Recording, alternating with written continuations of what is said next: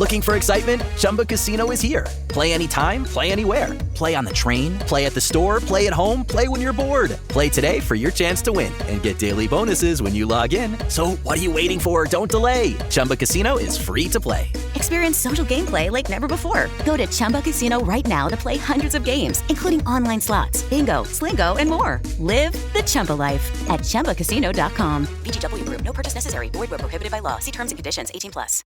Welcome to Sonoma Coast Redwoods, a stunning 1,624-acre landscape where coastal grasslands meet redwood forests.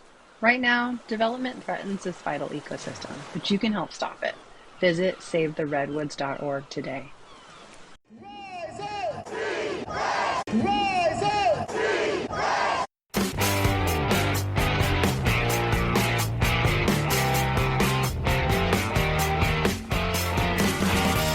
This is the Rise Up See Red podcast, all about the Arizona Cardinals and the NFL, featuring insider and outsider perspectives. Enjoy the best hour of Cardinals talk on the web.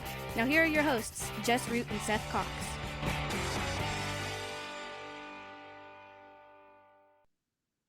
Hello, Arizona Cardinals fans, and welcome to the latest edition of the Rise Up See Red podcast, the best hour of Cardinals talk on the web. I'm your host, Jess Root from KaiRootWire.com, the USA Today NFL Wire site, recording on New Year's Eve in the early afternoon with my co-host Seth Cox from RevengeOfTheBirds.com and our last show of the year. Or it might be depends on when I get this up, might be the first show of the 2025 year. And you guys just missed the pod before the pod. We had some great conversations. We're going to talk about this Arizona Cardinals team that lost 13-9 to the Los Angeles Rams on Saturday. A game where Kyler Murray was picked off 2 more times. He has 8 picks in the last 6 games. And the narrative is changing, Seth, that we've got a lot to talk about, don't we? Yeah, there's a lot to talk about. There's a lot of questions heading into the offseason and questions about where this team goes from here. But, I think if you take a step back and look at where they're at overall, you and I would agree that they made the progress that we were hoped they would have made this year. It just didn't occur in the way that we had hoped. Nope. There was too much hope given. They played from ahead at this point. So they won those 4 games in a row. They played from ahead and then faded late. We've seen this a million times, fading after the bye, but we want to talk about this game. And I want to start, Seth, is looking at that game, a game in which they played, like if you look at it, well offensively, 396 yards, total offense, something that the Rams have not been given up. They hold the Rams to 257 yards, 13 points, and yet they lose 13-9. Let's talk the blame game. Where do you put the blame on first? Like, what do you blame for this loss ultimately? I think it comes down to this is a team that, for whatever reason, and you and I were talking about it off the air, they just don't make plays. And that's on every side of the ball, right? Offensively, defensively, special teams. There's just too many plays left on the field. And if you want to attribute that to one guy and say that, Kyler Murray doesn't make plays, then we can listen to that. If you want to attribute that to the entire team, then that's something that I think is interesting to have the conversation about. Something you and I talked about off the air. This game, people are really gonna be like, hey, look how well the defense played. They only gave up 257 yards to the Rams, right? Like this Rams team had been rolling offensively, and you and I had talked about that. That was a false narrative. They didn't create any turnovers. They had no sacks, and so they were schematically limiting them. But truth be told, anytime you hold a team to 13 points, you should win the game. But we also talked about this before the game, right? Just that you look at Matthew Stafford's last 4 games coming into this game, this was statistically his second best game. So of his last 5 games played, statistically, this was the second best game he played. Most yards, 189 yards passing. He hadn't had more than 183 yards, except for that Buffalo game. And so when you go back and you look at it, the biggest thing coming out of this game is that exactly what you said. They did not get a sack on Matthew Stafford. In their 5 wins, hasn't been sacked in a month. Yeah, in their last 5 wins, Jess. So their last loss was against that blowout against Philadelphia. In their last 5 wins, he's been sacked 2 times. He was sacked twice against the New Orleans Saints, and then not since then. And then not since that game. And then on the same side, he hasn't turned the ball over. One interception. He's thrown 1 interception since the middle of November. Yes. So when you look at it from that perspective, that's what makes a difference, right? I hate the stat, and I'm not a fan of how they label it, but turnover worthy plays by PFF. That opening touch, not opening, but the Rams' first scoring drive, the Cardinals on back-to-back passes should have had 2 interceptions. They could have. Garrett Williams should have had one. More so, Budda Baker should have had it in the end zone right after that. Right. And so two plays, no interceptions. And, it's something that we talked about off the air. It's, to me, and not from a defensive perspective, but overall, there are too many chances left on the field by this team, and that explains why they are where they are. One, you don't have, and this is something that we've known, you don't create negative plays. You do a nice job of not allowing positive plays, but in the end, you don't create negative plays as the Arizona Cardinals. So, this team, you and I talked about it off the air, really, really average in every sense of the word, right? Their expected win-loss is 8-8, 7.9 wins, 8.1 losses. So they're right where they should be in that conversation. Their points for is 15th, their points against is 14th. Literally 22.1 points for per game, 22.2 points against per game. Offensively, they're 11th in yardage, 18th in defensive yards allowed per game. So slightly above average, slightly below average. Where the and then offensively, they're 17th in turnovers. So slightly, 1 below 16th with their average.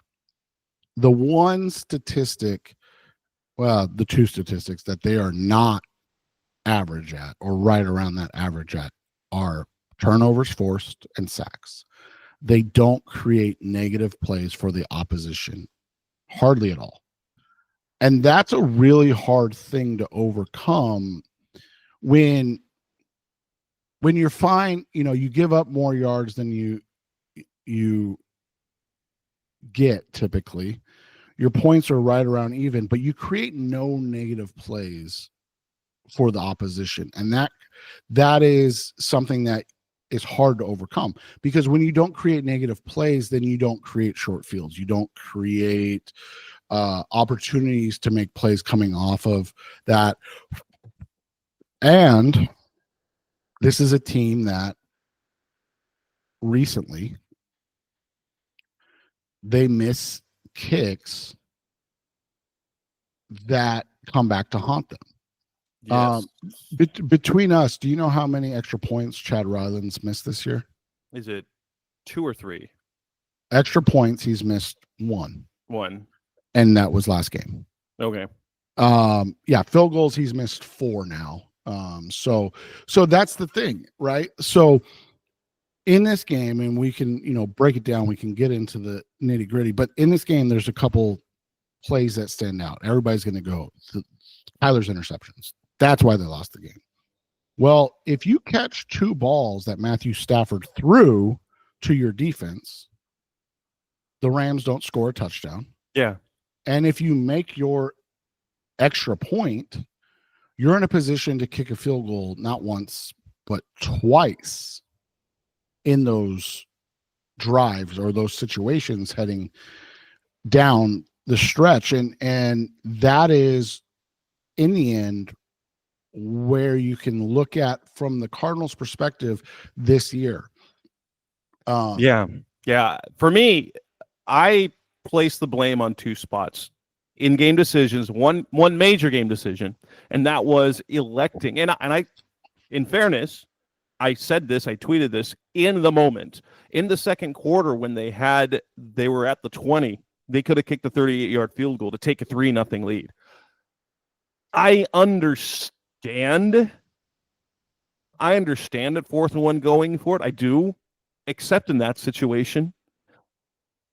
It was in the second quarter. The defense is playing well. It's a scoreless game. You don't turn down the opportunity for points. And if it were for that decision alone, changing nothing else, that last drive is very different, because instead of that pass play, then they're trying to run the clock out and kicking a game-winning field goal against the Rams in that last one. So that's one thing, because that was a coaching decision. I thought that was, and people will say that if it's a scoreless game, take the field goal every single time. Why would you not? Especially when your defense is playing well. The second thing, it's kind of going what you're saying, failed playmaking. Neither of Kyler's interceptions were bad decisions or bad throws. They were plays that just didn't get made. The dropped interceptions were like Garrett Williams, Budda Baker's. Those were plays not made. They were breakups. They did ultimate. So those weren't, catastrophic. The two failed plays that led to Kyler's interception had the worst case scenario. Marvin Harrison had no business not getting his hands on the ball in that case. That ball was thrown in a way that Marv should make that. I don't know what he was doing. I don't know how, at his height and at his leaping ability, how you missed the ball. That was misplayed by Marv, and it turned into an interception. It actually wasn't that catastrophic, because it was a 4th down throw, and Cameron Kinchins ran it out, and they took over at the 11. So it was like a bad punt, like a punt essentially in that scenario. The other one is, Trey didn't make a play. Kyler had put a little sauce on that throw, whether he should have or not. He did feel heat. Trey didn't get turned around in time, and it goes off his helmet. He should have caught it. He failed to make the play. And then Ahkello Witherspoon made one hell of a play on that interception. And that was absolutely the worst case scenario that could happen. Like, referenced the Packers game in 2021. It was literally the same thing. The worst case scenario in that situation. AJ Green doesn't turn around. It goes off of him. And then Rasul Douglas makes a great interception. If it's not an interception, they're fine there. If it's not an interception, it's 2nd and goal at the 5. They get to try it again, but Witherspoon made. And so it was a combination of coaching decisions, of failed play, like playmakers not making plays that they should make, and then just some dumb luck as well. And that's honestly, what did Kyler do during the bye that caused the misfortune? Because he has, you cannot really question the decision making of any of the interceptions. Pretty much you can question the way he threw it, but his 8 interceptions in the last 6 games, there were none of them where, like, we've seen other quarterbacks around the NFL, like, why did he make that throw? It was just a poorly thrown ball or a great play. And so I don't know what Jonathan Gannon or Kyler did, if he stepped on a black cat, if he crossed, I don't know. But between the coaching decisions, the failed plays made, that's where I put the blame. That's where I put the blame. Yeah, and I mean, and we'll talk about this later on this week maybe, but with the news coming down that Brock Purdy is out the final game of the season. Oh, did that just happen? It just dropped right now. So Joshua Dobbs, if they come on, revenge game, right? You can't lose to Joshua Dobbs. So and that comes from Matt Mayoko of I think he's a Niners beat guy. He's a Niners beat guy for one of the newspapers over there. So yeah, that's they're breaking news that you will hear after the news is already broken because we're not recording live. I was waiting to hear on that. So no Brock Purdy. The Cardinals need to win that game for sure. Right, and it doesn't really affect anything, right? They're going to pick 15th, I think, is where they're 14th in the draft order right now, but that can vary somewhere between 12th and 17th, I think. Yeah, 17th is the lowest they can go.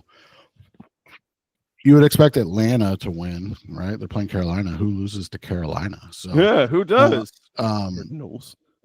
So they're already locked into a third place schedule. We already know that. We've both written about it. Yeah. So it's just one of those situations where now they're sitting, at playing for pride, basically. Like the difference between, a winning game and because they'll be the bottom of wherever they're tied or wherever they're tied with or whomever they're tied with. Schedule. Because they had the second hardest schedule or third hardest schedule in the NFL this year, right? Like that's the funny thing is you had a fourth place schedule and you had the third hardest schedule in the NFL. So, you look at these things ahead of time and you go, oh, they're going to be, third place schedule versus fourth place schedule. Well, they had a fourth place schedule this year. And and honestly, that only affects 3 games. Right, exactly. Out of 17. 3 games out of 17 are based on your place. And so you're going to play everyone in your division. You're going to play everyone in one NFC division and then one AFC division. And then you're going to play the whatever place in this case next year. The Cardinals will play the third place team in the NFC North and NFC East, and then the third place team in the AFC North, which is the Bengals. So right. And you look this year, right? The Commanders were the last place team from the NFC East. Commanders going to the playoffs. Yeah, Commanders going to the playoffs. The Patriots were the last place team in the AFC East. Oh wait, no, that was part of their schedule. It was their Chargers. The Chargers were the Chargers who they beat, right? Yeah, and then, they beat them. And the Chargers are going to the playoffs. And then lost to the Carolina Panthers. So it was the Panthers game, really, if you look at it, that was kind of the folly of the entire season. And I talked about I wrote about this, I think it was on Monday. Like they're close, but they're not there. Like if you look at their losses, they have lost 9 games. 6 of those games are to teams who are in the playoffs. There was only one egregious loss. We know that's the Panthers game. That's a loss. That is inexcusable. And like before we said that, like even if they were still in playoff contention, we said if they lose to the Panthers, they don't deserve to go to the playoffs. It actually eliminated them. And then you can argue that they should have won one of those Seattle games. But ultimately, that's a team with a winning record. So they lost to teams going to the playoffs, and they beat teams who didn't make the playoffs. That makes them a mid team, an average team, and that's what we've been talking about. Let's move on from this. Coming up next on the Rise of Sierra podcast, Mr. Cardinals talking. We want to talk about a little bit about the narrative about this Kyler Murray, and we'll have more talks about this. But let's talk Kyler Murray. That's coming up next. Rise Up Sea Red.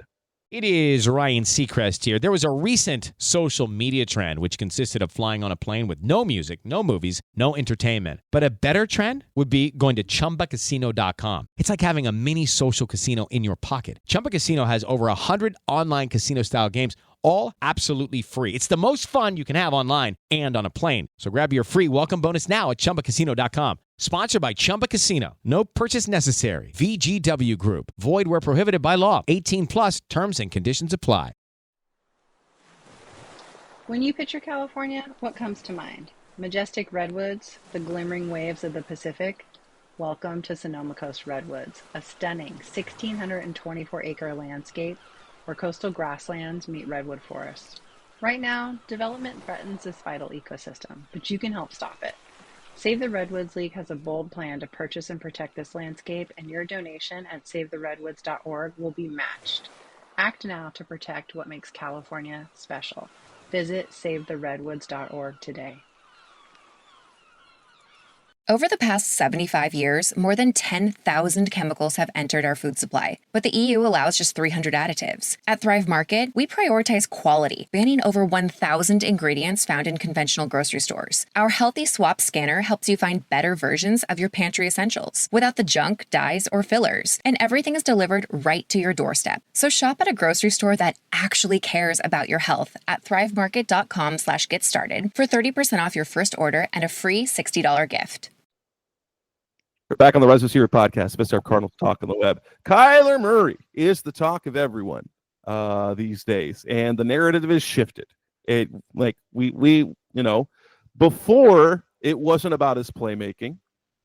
Back before Jonathan Gannon came around, it was about his work ethic. Since Jonathan Gannon was hired, everything's been positive. But now is the narrative that Kyler Murray isn't the guy. I still hear the too short stuff, whatever. But the latest is that you can't trust Kyler late in games. What do you think? Because I've got the stuff.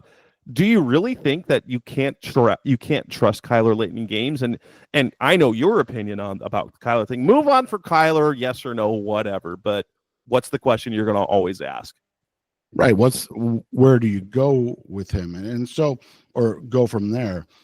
And so that's the first question. So when you talk about fourth quarter comebacks this year, Kyler's 7th, tied with Sam Darnold, Geno Smith, Matthew Stafford.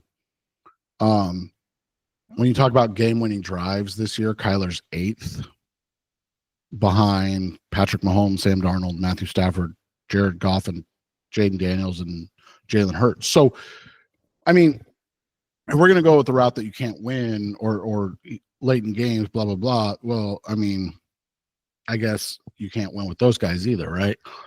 I think Ralph Amston, who's runs Rivals for the Arizona high school stuff in Arizona, he's never really been a Kyler guy, but he's never been anti-Kyler, and he kind of sums it up perfectly, right? Like he's an average quarterback, and that's what he's played like this year. And I think more than anything, and I don't know if I mentioned this on the show, but I definitely know that you and I have talked about it. I think more than anything with Kyler, what it is it's not how average he is. It's his in-season inconsistency, right? He can look MVP, and then he has very average games. And I'm not gonna say that. I'm actually gonna dispute the point to say he's average. His floor is average. He's an average quarterback at his worst, and so he's played like that over the last 6 weeks. He's played both well and not well. It's been kind of those one things, but that's the thing. Like, at least you know this, that the floor that you're getting is average quarterback play. But do you not trust him at the end of games to make plays? No, not at all. Because I mean, he's shown that even this year, he's done that. And it's one of those things that we talk about, that when you look at averages, right? He's above average in fourth quarter comebacks. He's above average in game-winning drives. I know people don't agree with this, but he's above average in yards. He's 13th in yards, ahead of favorites like Jaden Daniels and Justin Herbert and Bo Nix, who are all better than Kyler Murray, right? The issue becomes he is below average right now in touchdown passes, and he's right in the middle of interceptions. And so those are the things. But you know what? His interception percentage is still only 2.2%. Yeah. So his interception percentage, because, he's right at, by the way, league average. Which, by the way, isn't bad. Did you know that I believe the Cardinals I think he has at 2.1%. I think he has the lowest interception percentage in franchise history. Well, and that's, and you and I have talked about this, and we'll continue to discuss it off as the season goes along. But the reality is, and this is what I try to stress to people, and people always go, well, don't you want better than this? And yeah, absolutely. Like, ideal would be that the Cardinals are perennial Super Bowl contenders, but can you point to me in their storied history of where that's ever happened? And people, well, you got to keep trying. Okay, 100%, I agree. keep trying, but in 6 seasons, Tyler has gotten you to the playoffs once, and we can definitely 100% have conversations about how the seasons have ended. I would agree with that, but he's gotten you to playoffs once, and then in this season he had you in the playoff hunt late into the season. 2022 2020 he had you into the playoff hunt late in the season. So 3 of his 6 years he's either gotten you to the playoffs or you've been in the playoff hunt late into the season. So those are all positive things. Obviously the negative things being that we would like to see more growth from a touchdown perspective, right? Yes. And we have questions about that's something we're going to talk about the offseason. How much of that is Kyler and how much is that a poorly designed passing scheme? That's a conversation we have to have, because that's something that you and I have brought up, and I know that there are very few, if any, people that aren't overly emotional about these conversations, right? Like they want to have this conversation and be able to have their opinions that are based on feelings, right? And not necessarily what's happening. And one of the things that you and I have talked about that just doesn't make any sense, and I'm going to continue to beat this dead horse as much as I can. 10 yards and under for Marvin Harrison Jr. is almost an automatic catch. I mean, this guy is in 10 yards and less. He has 25 receptions on 34 targets. Okay, so excellent. He has zero passes at or behind the line of scrimmage. 0 on the entire season. Now, I'm not saying that you have to spam touches for him behind the line of scrimmage. I'm not saying you need to give him, but every once in a while, because guess what? Don't you think he might be better in space than Greg Dortch? Right. And so you look at it and you say, why are we not getting touches to our quote unquote best playmaker or one of the best playmakers? I think that's where my hold up is, or where my issue stems from, is that I'm not necessarily saying that you have to get this guy, manufactured 12, 15 touches a game, right? Like that doesn't need to happen. But why does every catch have to be down the field and contested? That's wild. It's wild. It really is. And Kyler keeps trying. Like he trusts Marvin. You go down the field, Marv's great. Like that's his skill set. Go up and he has Trey that can do that. He had DeAndre Hopkins who could do that. See, he's used to having a guy who can do that, and he trusts his players, his teammates to do that. But yeah, that's bonkers. That I wanted to talk about as well, the narrative that you can't trust Kyler late in games. If you just have a bad memory. Let's look at it this year alone. Okay. Against the Rams, he drove them down the field. Yes, that failed. The week before, 2 fourth quarter scoring, he led you on the game-tying field goal drive to get the ball to overtime. Never mind that they were down by 10 points. They had the failure against Minnesota. Okay, that's a fail. Okay, it was picked off there. Game-winning drive against Miami. Game-winning drive at the end of the game. The game-winning field goal, Miami. Game-winning field goal, Chargers. Game-winning field goal. Drove the ball down the field. That's just this year alone. Now, he led against the Lions. He went down and led the Cardinals to a field goal with 3:48 left to get them within a touchdown. Guess what? They didn't get the ball back. Against Buffalo, they had the ball. That was a fail, but we also remember that there were two. Hello, it is Ryan, and I was on a flight the other day playing one of my favorite social spin slot games on ChumbaCasino.com. I looked over at the person sitting next to me, and you know what they were doing? They were also playing Chumba Casino. Everybody's loving having fun with it. Chumba Casino is home to hundreds of casino-style games that you can play for free anytime, anywhere. So sign up now at ChumbaCasino.com to claim your free welcome bonus. That's ChumbaCasino.com and live the Chumba life. Sponsored by Chumba Casino. No purchase necessary. VGW Group. Void where prohibited by law. 18 plus. Terms and conditions apply. At Arizona State University, we're bringing world-class education from our globally acclaimed faculty to you. Ranked #1 in innovation for 10 consecutive years and #2 among public universities for employability, ASU isn't just ahead of the curve. It's creating new paths to success. Earn your degree from the nation's most innovative university. Online, that's a degree better.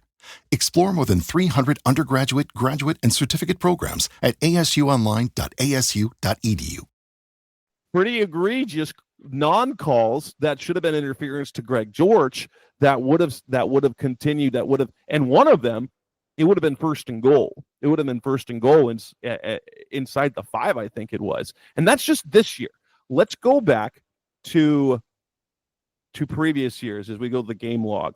If we go to last year, go 2023, game-winning drive in his first game back. Boom, Atlanta.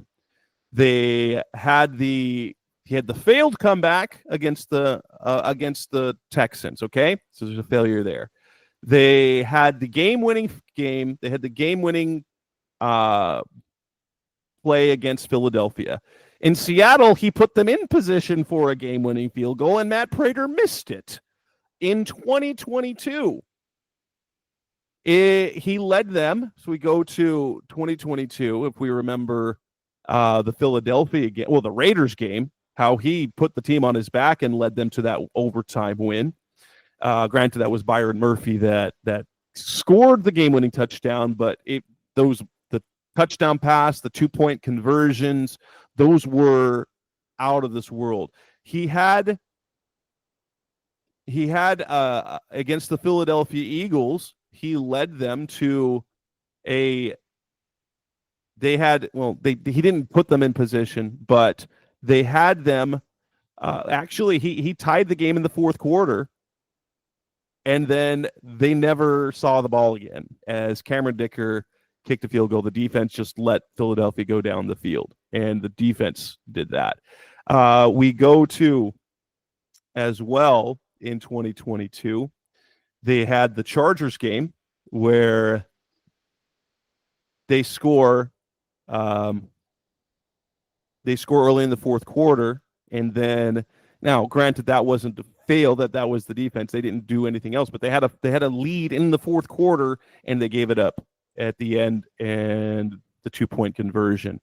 And we've seen other comebacks as well. We've seen them bounce back from that. You look at 2021, you saw the Minnesota, the Vikings game in 2021. You had the game, the week 8, the loss to Green Bay, where he took them down the field, and then AJ Green didn't turn around. You go to other Kyler has been clutch in his career late in games. You've been able to count on him, and that's the wild thing to me, is that our quarterbacks perfect at that? No, but if we look at Kyler has 11 fourth quarter comebacks, 13 game-winning drives in his career. And this year alone, in those 7 wins, 3 of them have been fourth quarter comebacks and game-winning drives. 3 of them. Now, we're going to remember the 2 other fails. but that's 5 since he came back from his ACL. He had 3 fourth quarter comebacks in 2020 and 4 game-winning drives. He only had to do that once in 2021. So I don't know. I don't know what the narrative is. Like, you can be mad at Kyler. You can be mad that he's not playing at a Lamar Jackson level, and you can be disappointed at that. But I'm going to point out this, I'm going to say it again. The floor you get from Kyler Murray is average quarterback play. That's the floor. And that's when he's playing at his worst. It's average quarterback play. A guy who will get you in position, and then if he doesn't make the play, someone else does make it, it goes badly. But you rarely have poor decisions made by him. And that's 100% half the battle in the NFL. He makes good decisions. The execution of those decisions doesn't always work out. And so, okay, I trust Kyler. Do I wish that they'd have won that game? Yes. Do I wish they'd have won that game against Minnesota? Yes. Have the turnovers piled up over the last 6 weeks? Yes. I just hope, now, if that is a trend that continues in 2025, okay, then you only so often can you say unlucky until you're just unluckily bad. Right. And that goes back to, a conversation we'll have later on, but this team needs their quarterback to overcome their shortcomings and sounds vaguely like the Cliff Kingsbury era. Right. And unfortunately they don't. And that's, like you said, there's 3 of those guys. There's 3 guys that can play over, because here's the reality. Everybody loves Joe Burrow, and he's putting up huge statistical numbers and putting up all this stuff this year. What's his team's record? Nearly the same as the Cardinals. So that's that's always what my question becomes, is like, when people make statements of like, well, you win with guys like that. It's like, do you? Because the reality is right now, no. Like, everybody's like, oh, well, you got him to a Super Bowl. It's like, okay, don't get me wrong. I'd love for the Cardinals to go to a Super Bowl, but until they win a Super Bowl, it's like, does it matter? They're 8-8 this year. They went 9-8 last year, and I know he didn't play the whole season, but 9-8. Well, and he's 13-13 in his last 26 starts. Right. Everybody wants to go back and harken back to 2021, when they went to the Super Bowl and lost to the Rams. But the reality is that they were, I think, did they end up, were they, no, they weren't the 1 seed, but they lost to the Bengals in the NFC or the AFC Championship game the year before that. They've been to the playoffs twice with Joe Burrow. Joe Burrow is great. I'm not trying to say that he's not, but when we put everything, Joe Burrow has 2 winning seasons. 10-6 season where they went to the Super Bowl, and then the 12-4 season. Other than that, 2-7-1, 5-5, 8-8. Like Jess said, statistically great, record-wise average. So let me ask you this, Jess, and this is the question I ask everybody, and the answer is always, the answer is never yes or no. The answer is always but this, that, or the other. If Kyler Murray had 4,600 yards and 42 touchdowns, but they were 7-9 still, would you be upset? No, I wouldn't be. And it would be an equally frustrating season, I'm sure. But the narrative wouldn't be the same. I know that, because we've talked about before the season, one of the 2 things has to happen. Kyler needs video game numbers, or he needs a lot of wins. Right. And so, and that's kind of my point. We accept or make excuses for average records for certain guys. The biggest difference between Jaden Daniels and Kyler Murray this year is just touchdown passes, right? Like literally that's it. That's kind of how you have to look at it, is like if the Cardinals were 7-9 or 8-8, doesn't matter. Same record as the Bengals, right? 8-8 instead of 7-9. And he'd thrown for 4,600 yards and 42 touchdowns. Everybody would be like, fantastic season. Everybody else let him down around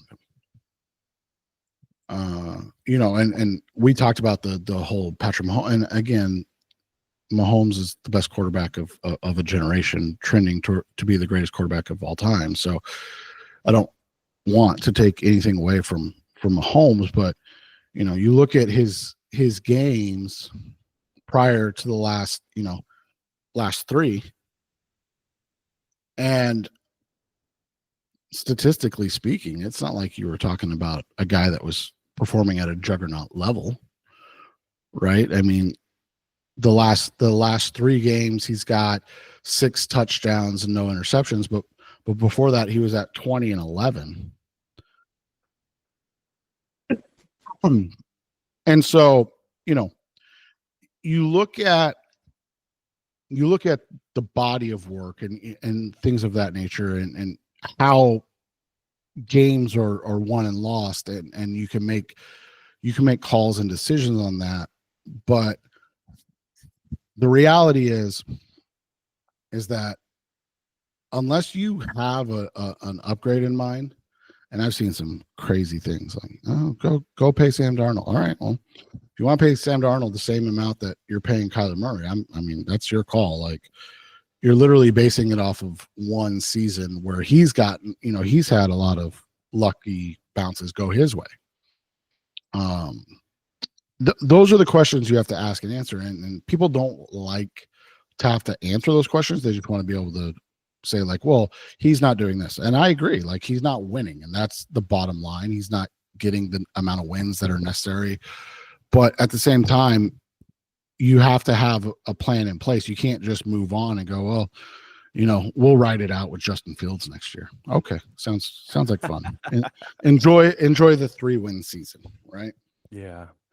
Coming up next on the Rest is Here podcast, the Best Our Cardinals Talk. Let's talk a little bit about the defense and a little bit of what we hope to see in week 18. We're not going to preview the game, but what do we want to see in this finale? That's coming up next on Rest is Here. Step into the world of power, loyalty, and luck. I'm going to make him an offer he can't refuse. With family, cannolis, and spins mean everything. Now, you want to get mixed up in the family business. Introducing The Godfather at ChumbaCasino.com. Test your luck in the shadowy world of The Godfather slot. Someday, I will call upon you to do a service for me. Play The Godfather now at ChumbaCasino.com. Welcome to the family. No purchase necessary. VGW Group. Void where prohibited by law. 18+. Terms and conditions apply.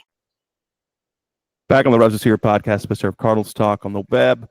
Talking Cardinals and their defense. I mean, could you have expected much more from the Cardinals defensively? You hope for turnovers, you hope for sacks, but like 257 yards, you hold them to 6 of 15 on third down. That's pretty good. Kyron Williams only has 56 yards.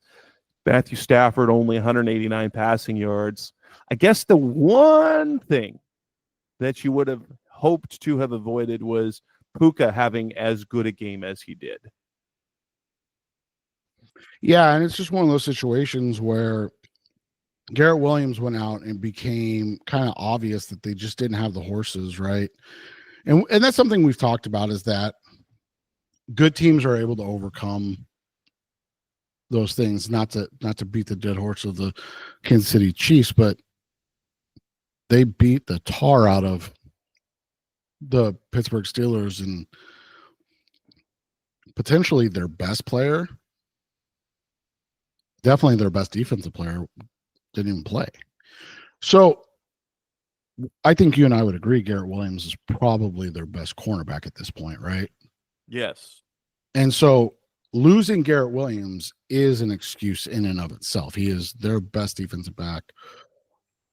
That being said, those are injuries and losses that good teams have to overcome. And where have we landed with the Cardinals? They're decidedly average. So,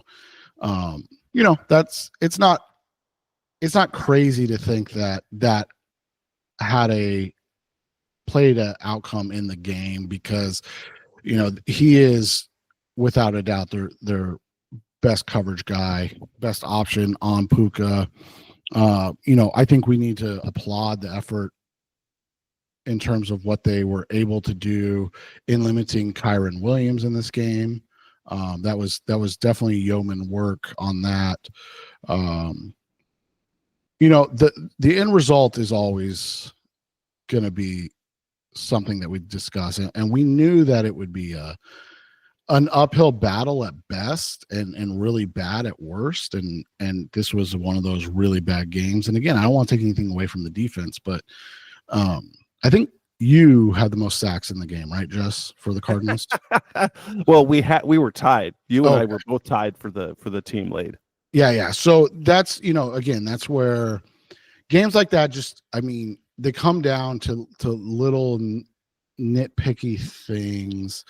And one of them typically is, are you able to create negative plays for the defense or for the offense? And the Cardinals, too many times this season, is something that we've, kind of discussed ad nauseum. Just too many times this season, the sacks come in bunches. They're right in the smack dab middle of the NFL in terms of sacks overall, but they come in bunches, and that's where, and what hurts them more than anything is that they're unable to create consistent plays or consistent pressure and create sacks. You look at it, they're 26th in interceptions. We talked about that at the beginning of the show, but I guess if those guys could catch, they'd probably be receivers, right? So what are you gonna do? That was the knock on Buda Baker coming out of college. It was. And so, you have these situations, and that was the big takeaway for me from the defense is eventually you have to create a negative play. They're bottom 4 in the NFL in terms of pressures. And a pressure is considered any hurry plus knockdown plus all sacks. They have 101 on the season. Only the Patriots, Titans, and Panthers are below them. So those are the areas defensively that need to improve. But they're close. And that's something that I think Jonathan Gannon and Mac Wilson and Nick Rallis and those guys have all discussed. But if you look at almost all the metrics, both, base metrics, that we talked about earlier, and then advanced metrics, they're decidedly an average team. And that's where they have to find a way to make that move or take that next step is, defensively, it's creating turnovers and negative plays for the opposition. And then offensively, we talked about it, they have to score touchdowns. All right. Now, San Francisco. We don't want to preview the game, but what do we need to see this week? Is it as simple as they need to win? They need to win and look okay doing it, since San Francisco is markedly not good and going to be having Josh Dobbs the quarterback, and there's no excuse to lose to Josh Dobbs when he's starting a quarterback, honestly. I mean, that's the hard part, Jess, is you put that type of pressure on and when we know, what do you have to do? Keep him from running. Keep him from running. Right. And that's about it. If you contain his legs, they're going to struggle offensively. Well, they haven't had a good defensive game since they beat the Bears in week 14 to get to 6-7. They're on a 3-game losing streak. They lost to the Rams 12-6. That game sounds familiar. they were kind of beat up by the Dolphins, and then obviously last night was just you can't really take anything away from that game. I mean, the Lions are so superior to the Cardinals in on an offensive scheme standpoint that you can't really compare. But the biggest thing is that when they force turnovers, they win football games. When they don't, they lose. I mean, as easy as that sounds. And they've been turning the ball over at a consistent rate. They've had turnovers in 8 straight games. Yeah, 8 straight games. And by the way, they're 3-5. Sorry, 2-6 in those games, Jess. And so and only generated 2 takeaways. Right. And so that's the key. I mean, it's simple. Sometimes football's easy, right? Like that's you got to slow down George Kittle, Juwan Jennings. Their running game is basically non-existent. It is Isaac Guerrero the guy now? I think he is the guy right now. Yes. So Isaac Guerrero, you got to stop him. Jordan Mason's out. Christian McCaffrey obviously was done for the year. So it really comes down to George Kittle and Juwan Jennings. We're seeing Ricky Pearsall really come to life. He had a huge game. If Garrett Williams is out, that's going to be a problem because Pearsall is going to cause issues. He should be in because he was checked for concussion. He came back in at the end of the game, is what Gannon said. So, and then you have obviously the Dobbs situation. Like you said, you got to contain Dobbs from running. That's basically it's an oversimplification, right? But you got to contain Dobbs from running because even last night in his very, very limited snaps, he ran for a touchdown against the Lions because that's what he does well. I mean, he's super athletic and he's able to make those plays. It really comes down to containing that trio of Jennings, Pearsall, and mostly Kittle, and then attacking them defensively. They're just not the same team defensively. My buddy Kyle Posey was posting about it last night on X. The reality is they have one guy that wins up front. That's Nick Bosa. Even the great and we're talking great Fred Warner has not looked the same this year. Let's hope he doesn't have a throwback game against the Cardinals, right? But that would be it. That would happen. That would definitely happen. But yeah, he's looked like he's slowed down slightly from a coverage perspective, but he is phenomenal.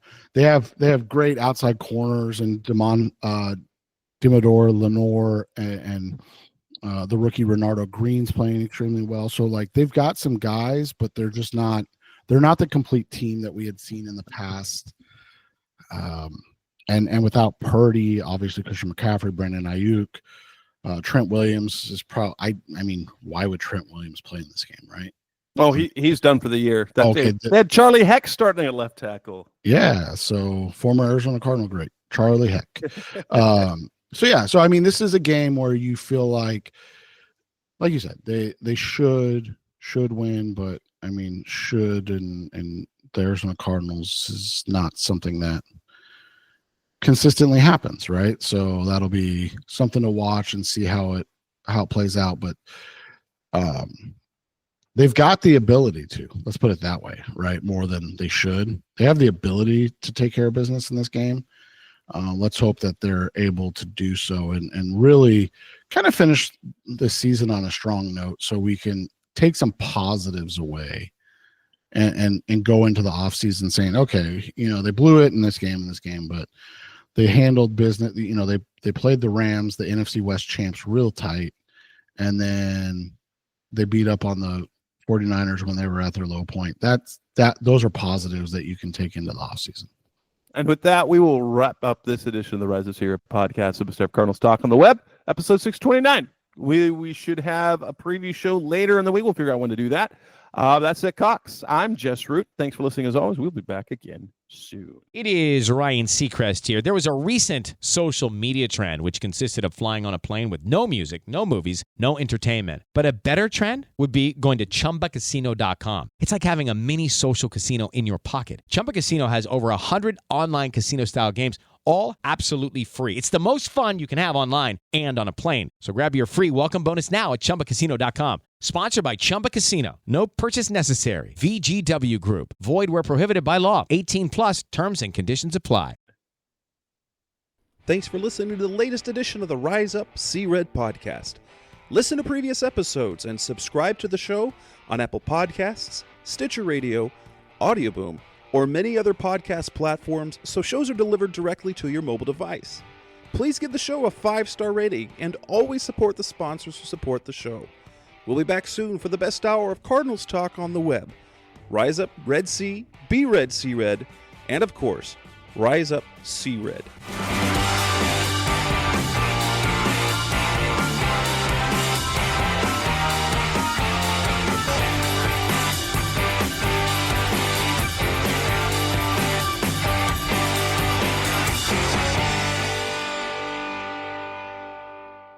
Rise up! Rise up! Rise up! Rise up! How to have fun, anytime, anywhere. Step 1. Go to ChumbaCasino.com. ChumbaCasino.com. Got it. Step 2. Collect your welcome bonus. Come to Papa welcome bonus. Step 3. Play hundreds of casino-style games for free. That's a lot of games. All for free? Step 4. Unleash your excitement. Woohoo! Chumba Casino has been delivering thrills for over a decade. So claim your free welcome bonus now and live the Chumba life. Visit ChumbaCasino.com. VGW Group. No purchase necessary. Void where prohibited by law. See terms and conditions. 18 plus.